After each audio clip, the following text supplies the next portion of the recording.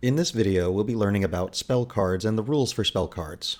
Normal spell cards can be played from your hand to your field into an open spell and trap card zone face up, or set face down. The action of placing a spell card onto your field into a face-up spell and trap card zone is called activating the spell and trap card. If the activation is negated, the card will be sent to the graveyard from nowhere, because it was not on the field if its activation is negated. But it also is no longer in your hand because you played it to the field. It kind of goes from limbo, kind of between the field and your hand. The same applies for all other spell card types. If you set a spell card face down onto your field, in most cases you can flip it up immediately. Although quick plays spells have some minor differences in the rules, and we'll discuss them as we approach those cards. Spell cards can generally only be activated during the main phase, either main phase 1 or main phase 2. There's no actual limit on how many spells you're allowed to activate in a given turn. There are over 900 different normal spell cards in the game, and the effects that they have are all varying wildly in what they do. Some of them have activation conditions and some don't. In this example, Monster Reborn has the activation condition that you target one monster in either graveyard and its effect is to special summon it. If there is no monster in either player's graveyard, it is not legal to activate Monster Reborn because it requires you to target one monster in the graveyard. When a spell card resolves, it will then go to the graveyard. If you legally activate Monster Reborn targeting a monster, and the monster should be removed from the graveyard by a card effect in response to Monster Reborn will resolve as much as possible. Now, Monster Reborn doesn't have many parts to its effect, it simply summons the targeted monster, so this doesn't mean much in the case of Monster Reborn. The only outcome is that it will not summon the monster. But in the case of some spell cards, if it can't resolve completely, it will still resolve partially. We'll need to discuss problem-solving card text in the future to describe what types of grammar, punctuation, and conjunctions determines which parts of the card will still resolve if the card gets disrupted in some manner. The spell card Harpy's Feather Duster has no activation condition listed on the card. Its effect is much simpler. It simply says, destroy all spell and trap cards your opponent controls. Some cards have activation conditions, some have costs, some do a lot of things, some do very little. But the basic rules for spell cards is that you can activate them at any point during your main phase during the open game state. We'll talk more about open game state in the future. Most spell cards can also only be activated as Speed Spell 1, and we'll talk about that in the future as well. The next type of spell card is the Ritual Spell card. Ritual spell cards are effectively normal spell cards, as they can also only be activated during the open game state of the main phase, and they're used to summon ritual monsters. The only big difference is that they have a symbol that specifically designates these cards as ritual spells. It looks like a little fire, or torch. By being ritual spells, there are support cards that help you to obtain these cards in order to play strategies that use ritual monsters, such as Manju of the 10,000 Hands, which says when it is normal summoned, or flip summoned, you can add one ritual monster or one ritual spell card from your deck to your hand. If your spell card was not designated as a ritual spell, you would not be able to use this support card to search for ritual spells. The normal spell card Pre-Preparation of Rites can also be used to add a ritual spell. Therefore, if a card did not have a ritual spell symbol on it, it would not be a valid target for Pre-Preparation of Rites. The next type of spell is the Continuous Spell card. These cards remain on the field once they've been activated, and they do start a chain, and once their chain link has resolved, their effect is now applied. As long as the card remains face up on the field, its effect will be applied. You can identify continuous spells by their icon of the infinity symbol, which appears next to the word spell card. Dimensional Fissure, for example, is a continuous spell card which says any monster sent to the graveyard is banished instead. There are lots of decks that rely on their monsters being able to go to the graveyard, so by playing this card, over a long period of time it can make things difficult for your opponent. Our next example here is Fire Formation Tenki, which is also a continuous spell. When this card is activated, which is the activation condition of this part of the effect of Fire Formation Tenki, it says you can add one level 4 or lower Beast Warrior monster from your deck to your hand. So this continuous spell actually has a ignition-like effect which can be used on its initial activation. It also has a continuous effect, which is that all Beast Warrior monsters you control gain 100 attack. It also has a restriction that you can only activate one Fire Formation Tenki per turn. We call this type of restriction a hard once per turn, and we'll address this more in the future. But generally, if a card says that you can only activate a card of a specific name once per turn, we call that a hard once per turn. Now, because Fire Formation Tenki is a continuous spell card, in order to resolve with effect, it must remain face up on the field when its Chainlink resolves. So if Fire Formation Tenki is activated as Chainlink 1, and Mystical Space Typhoon is chained as Chainlink 2, targeting to destroy Fire Formation Tenki, as chains resolve backwards, Mystical Space Typhoon will destroy Tenki. Tenki will resolve without effect because it is a continuous spell card, and you will be unable to add the level 4 or lower Beast Warrior from your deck to your hand. This is unlike what would happen with Monster Reborn. If you activated Mystical Space Typhoon in response to Monster Reborn is not a continuous spell card and does not need to remain on the field in order to resolve its effect. So after Mystical Space Typhoon would resolve, Monster Reborn would still successfully revive the monster from the graveyard. Mystical Space Typhoon is not the type of card I was referring to when I said it would be a card responded to Monster Reborn that would remove the target from the graveyard. So continuous effects are beneficial that they last on the field for long periods of time, but they're also weaker in the sense that if they leave the field before they resolve, their effects will not resolve successfully. Mystical Space Typhoon is a quick play spell card. Quick play spell cards can be identified by their lightning bolt symbol that is next to the word spell card. And we'll talk a bit more about quick play spell cards in a moment, but I will constantly be referring to Mystical Space Typhoon and it destroying continuous and other types of spell cards to see how Mystical Space Typhoon affects those cards. The next continuous spell card I wanted to talk about is Valhalla Hall of the Fallen. When activated, this card doesn't do anything. While it is on field, you can trigger its effect, which would start a chain link, to special summon one fairy monster from your hand, under the condition that you must control no monsters in order to activate and resolve this effect. So when this card is initially placed on the field, you can activate Mystical Space Typhoon to destroy it. Or, when they triggered the effect to special summon a monster from their hand using its ignition-like effect, you can also activate Mystical Space Typhoon to destroy it. And again, because Valhalla Hall of the Fallen is a continuous card that's supposed to remain on the field in order to resolve its effect, Mystical Space Typhoon can make it so that it resolves without effect. So they've used the effect, but it left the field, and therefore it will be unable to resolve any parts of its effect. The next continuous spell I wanted to address is Pinpoint Landing. I chose Valhalla because it had an ignition-like effect to summon a card from the hand. Pinpoint Landing I've chosen because it has a trigger-like effect that occurs when a monster is summoned. So Pinpoint Landing says if exactly one monster is special summoned from your hand to your field, which is the condition to activate this part of its effect, you can draw one card. So when Pinpoint Landing is activated, it doesn't actually do anything. When a monster is then special summoned from the hand, it will trigger in order to draw a card, starting a chain link. If you chain Mystical Space Typhoon and destroy Pinpoint Landing, it will be destroyed before it can resolve, and because it is a continuous spell card, it will resolve without effect, so no card will be drawn. Let's continue discussing quick play spell cards. Called by the Grave is a quick play spell card that says target one monster in your opponent's graveyard, banish it, and if you do, until the end of the next turn its effects are negated, as well as the activated effects and effects of monsters on the field with the same original name. This is the card I was referring to when talking about Monster Reborn. If your opponent activates Monster Reborn to summon a monster from their own graveyard, you can chain Called by the Grave to target and banish their card, which will prevent Monster Reborn from being able to successfully resolve its effect completely and correctly. It'll resolve as much as possible, it's just that the only part of its effect is that it special summons a monster from the graveyard. Quick play spell cards are amongst the most popular in the game, and they have a couple of good features that you should know about. The first is because they are speed spell 2, quick play spell cards can be activated in any phase of play. They can be activated in the draw phase, standby phase, main phase, battle phase, main phase 2, or end phase. Of course, all different cards may have their own restrictions on exactly which phases they can be activated in, but by being a quick effect, or a speed spell 2 effect, they can be activated in any phase of play, and they can be activated in response to other players' cards, which is why Mystical Space Typhoon is such a popular card, as is Called by the Grave. Now, there is a weakness to quick play spell cards, and that is when you set them face down during your main phase, which you can only set spell and trap cards during your main phase. If you set a quick play spell, it is unable to be activated until the start of your opponent's next turn. This is actually similar to how trap cards function, and we'll be talking about trap cards in the next video, but generally a trap card cannot be activated the turn it is set and cannot be activated until the start of the next turn.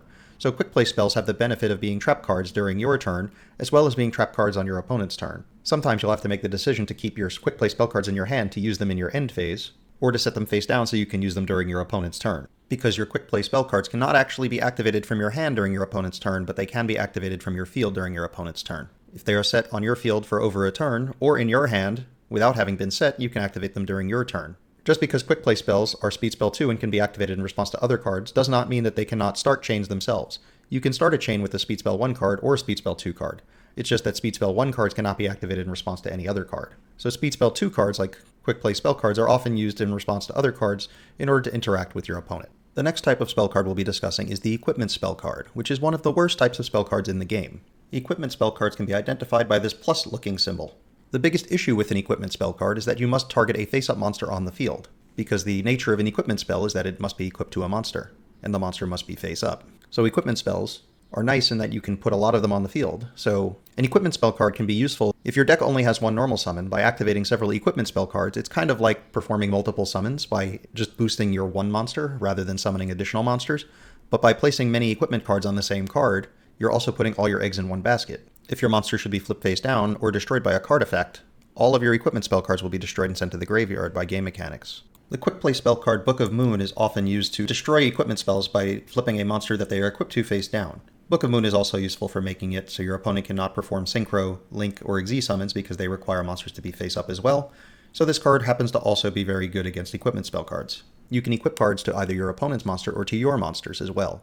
The equipment spell Megamorph says, while your life points is lower than your opponent's, the equipped monster's attack becomes double its original attack. But while your life points is higher, the equipped monster's attack becomes half of its original attack, This is the perfect example of a card that's useful to be equipped to either your monster or your opponent's depending on the situation. Equipment spells are very similar to continuous spell cards. Equipment spell cards are similar to continuous spell cards because their effects only apply while the card is face up on the field. Let's take a look at how this would be relevant by looking at the equipment spell card Spiral Gear Big Red. You can only activate this card by targeting one spiral monster in your graveyard, which is the activation condition of this card. You can special summon it, and if you do, equip this card to it. It cannot be destroyed by battle. You can only activate one Spiral Gear Big Red per turn. This is an interesting equipment card as it targets a monster in the graveyard and equips it to the monster after it is special summoned it from the graveyard. Most actually played equipment spells do something along these lines. Most players don't play equipment spell cards that don't give them monsters in exchange. But because Big Red is an equipment spell, if it should be destroyed, it will resolve without effect, similar to how a continuous card would. So, if Spiral Gear Big Red is activated to target a spiral monster in the graveyard and you chain Mystical Space Typhoon, it will be destroyed and will be unable to resolve its effect. It will not summon the spiral monster back from the graveyard. If the spiral monster was already successfully summoned by Big Red, by Mystical Space Typhooning it later, the monster will not be destroyed, but many of the cards that equip themselves to a monster that they special summon do have their own clauses on them that involve the card being destroyed when this card leaves the field. The last type of spell card we'll discuss is called the Field Spell. This is the Field Spell symbol. Field spells can be placed face up or face down in the field spell zone. Unlike any other type of spell card, if your spell and trap card zones are occupied, you cannot normally send a spell card from that zone to the graveyard to set or activate a new spell card. So you must be careful for overloading your spell and trap card zones with too many cards. The field spell is an exception. Both players can only control one, and if you need to activate a new field spell, you can send your first one to the graveyard specifically to activate or set another field spell. You cannot send it away just because you want to. The first field spell we'll be looking at is Magical Meltdown, which is kind of similar to Fire Formation Tenki as we mentioned earlier. When this card is activated, you can add one Alistair the Invoker from your deck to your hand. So the activation condition to add the Alistair to your hand is when this card is initially activated. If the activation of this card is negated, you will not be able to search Alistair the Invoker.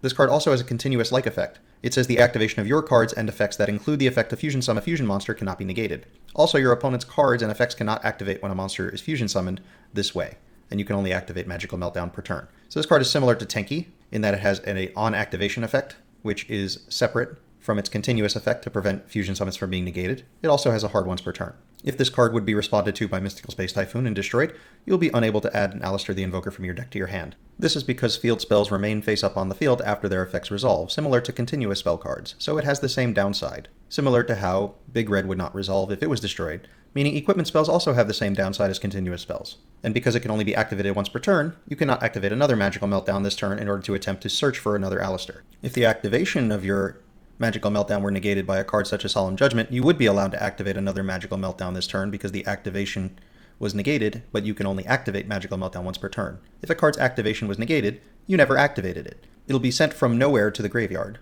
and it will be destroyed by Solemn Judgment, but you haven't activated the card and you can activate another one, which is one of the reasons that cards have hard once per turns on them. The next field spell I'd like to talk about is Cosmotown. Cosmotown has several ignition effects and a trigger effect. Once per turn, you can target one of your banished Cosmo monsters and return it to your hand, and if you do, lose life points equal to its original level times 100. So this is an ignition effect, or ignition-like effect, which can only be activated once this card has already been activated and is successfully remained on the field. So when you play Cosmotown to the field, it will start at Chain Link 1, it will resolve, then you can trigger this effect, which will also start at Chain Link 1, and then it will resolve. It has another effect, it says once per turn, which is its activation condition, while this card's already face up. You can reveal any number of Cosmo monsters in your hand and shuffle them into the deck. Then draw cards equal to the number of cards you shuffled into the deck. Shuffling the cards into the deck is not a cost. If this were a cost, the Cosmo monsters would be shuffled into the deck, and then if it were destroyed by Mystical Space Typhoon, Cosmotown will be destroyed and they would not be able to draw cards. But because the shuffling of the monsters back into the deck is not a cost, if Mystical Space Typhoon is chained, they will not shuffle the cards back, but they will not draw. This card says if this card in the field spell zone is destroyed by a card effect, which is its trigger condition, you can add one Cosmo card from your deck to your hand. This is a trigger effect that activates when this card is destroyed from the field spell zone, so this effect actually activates in the graveyard.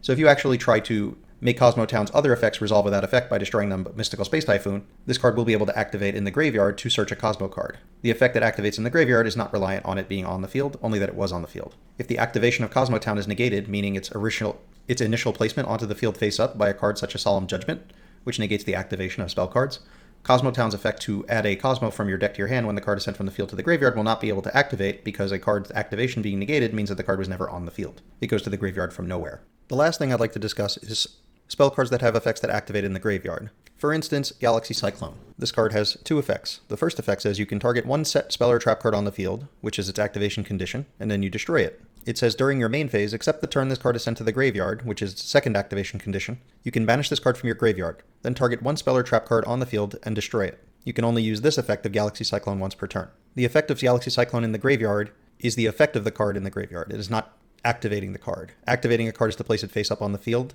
Triggering the effect in the graveyard is to activate the effect of a card. So there are some cards that actually can't interact with Galaxy Cyclone, as in Solemn Judgment. It cannot be used to negate the activation of the graveyard effect of Galaxy Cyclone because it is the activation of the effect of the card, not the activation of the card. Now the real focus I wanted to make here is that the graveyard effect of Galaxy Cyclone is Speed Spell 1, meaning it cannot be chained to other cards. The effects of all spell cards in the graveyard are Speed Spell 1. In the next video we're going to talk about trap cards, and some trap cards have graveyard effects and they're Speed Spell 2. But that's from the nature of how spell cards are always Speed Spell 1 and trap cards are always Speed Spell 2 or higher. I have one more card here, which is the Elixir of White Destiny, which has an effect that reads as follows.